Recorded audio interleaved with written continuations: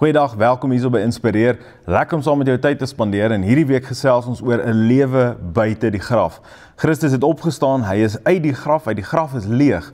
Maar soms vind ek en jy onsself in 'n plek waar ons nog so 'n bietjie in 'n graf is. En soms, ek weet nie van jou nie, soms is daai graf kan vir ons 'n sonde wees.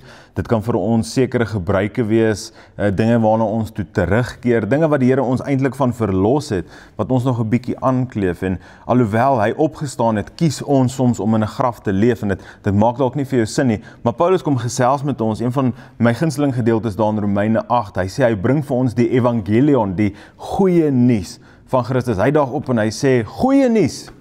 Hy sê God se oordeel is vir altyd verby vir elkeen wat aan Christus Jesus behoort. Dan sê hy, dit alles is aan die Heilige Gees te danke.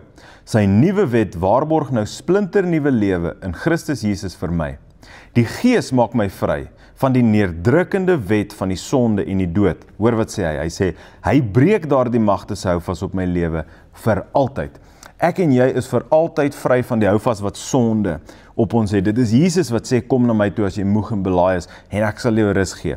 Christus nooi ons uit om na hom toe te kom, en soos ons ou lewens, soos wat hy sy lewe afgelê het, ons lewens af te lê, te sê, in Christus is ek 'n nuwe skepsel. Ek het saam met hom opgestaan, ek het saam met hom die graf uitgestap. Daarom is sonde, daarom is hierdie dinge wat my hartseer maak, wat my so vashou en terughou in die lewe, nie meer vir my op toepassing nie. En ek wil jou uitnooi, ek glo die Here nooi jou uit vandag, om uit die graf uit op te staan. Om 'n lewe te leef met die goeie nuus wat Paulus van praat, die evangelion, die goeie nuus van Christus, dat ek en jy vandag vry is, dat sonde nie meer houvas het op my en jou nie. Dat ek en jy nie net Christus kan ken nie, maar dat ons die ewige lewe saam met hom ingaan.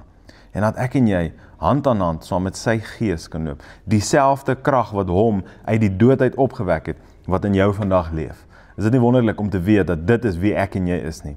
Dat ek en jy is uit die graf uit. Mag dit jou storie wees, mag dit jou lewe wees van vandag af, dat jy 'n lewe buite die graf sal leef. In Jesus naam. Amen, hoop jy het 'n fantastiese dag. Ek sien jou môre weer, selfde tyd, selfde plek. Totsiens.